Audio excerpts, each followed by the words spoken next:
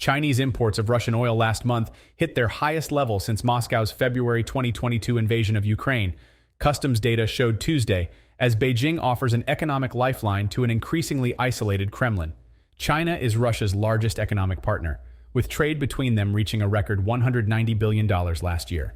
In May, China imported 9.71 million tons of oil from Russia, Beijing said, more than double the amount from February 2022. The figures reflect a broader deepening of economic ties between the countries, with overall trade in May soaring to levels not seen since Moscow's invasion of Ukraine. They also occur in the context of China's rebounding economy, following the end of strict zero-COVID measures late last year that had bitten into energy demand. During a summit in March, Chinese leader Xi Jinping and Russian President Vladimir Putin pledged to boost trade to $200 billion in 2023 as they hailed their no-limits partnership.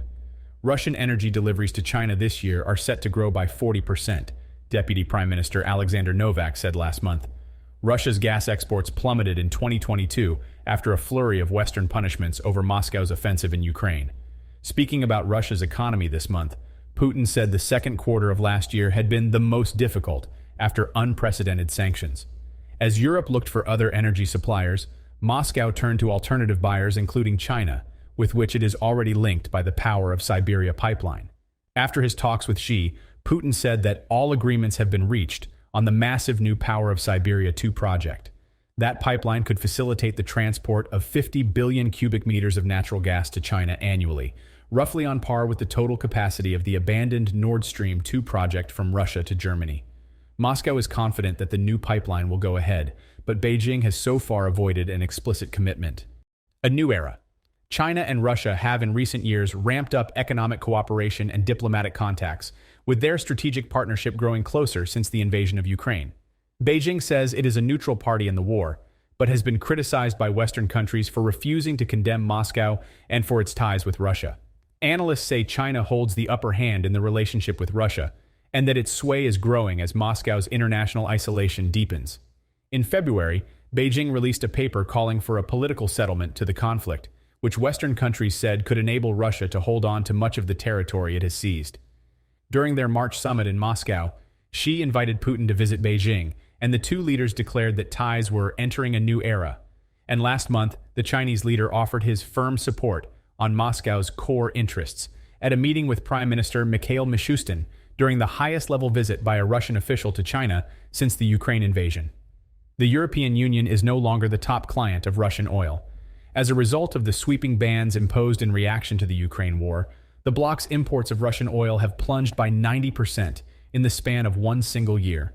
In February 2022, the same month the Kremlin launched the full-scale invasion, the EU bought 15.189 million tons of Russian crude oil and refined products, such as diesel, kerosene, and gasoline.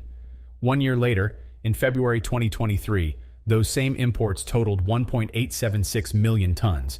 The following month, in March, they fell further to reach 1.445 million tons. The massive gap left by Russia has been filled by a variety of countries, including the United States, Norway, Algeria, Brazil, Angola, and the United Arab Emirates. The numbers, released on Monday by Eurostat, expose the effects of the far-reaching ban on Russian oil that EU leaders agreed to impose in late May after hard-fought negotiations. The prohibition was twofold, as it applied to both seaborne crude oil and seaborne refined products, and entered into force on the 5th of December and the 5th of February, respectively. The timeline was designed to help member states adapt to the radical transformation and the banishment of their top energy supplier. The measure, however, exempted oil imports through the Druzhba pipeline upon the request of landlocked countries in Central Europe, most notably Hungary, whose demands delayed the ban's final approval.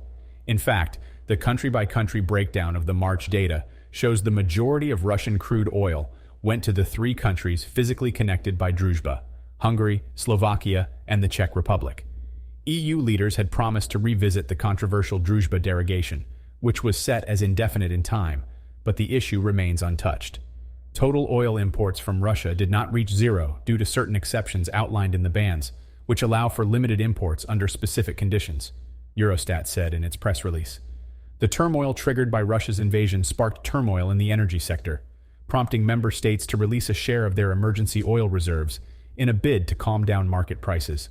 According to Eurostat, as of March 2023, only 5 member states, Bulgaria, Czechia, Ireland, Latvia, and Lithuania, were still below the national minimum level of emergency oil stocks. Russia's oil giant urges OPEC Plus to track exports. OPEC and its allies need to monitor not only production of the organization's member countries, but also their exports, according to Igor Sechin, head of Russian oil giant Rosneft PJSC. Some nations in the Organization of Petroleum Exporting Countries send as much as 90% of their output abroad, using other types of fuel for domestic consumption, said Sechin, a key ally of President Vladimir Putin and formerly a critic of Russia's cooperation with the oil alliance. For Russia, the share of crude exports in production is just 50%, Sechin said at a panel session of the St. Petersburg International Economic Forum on Saturday. This puts our country at a disadvantage given the current monitoring mechanism in OPEC+, he said. It seems appropriate to consider monitoring not only the production quotas, but also the oil exports, taking into account different sizes of domestic markets. Sechin's call comes as Russian oil watchers remain doubtful of Moscow's commitment to voluntary production cuts.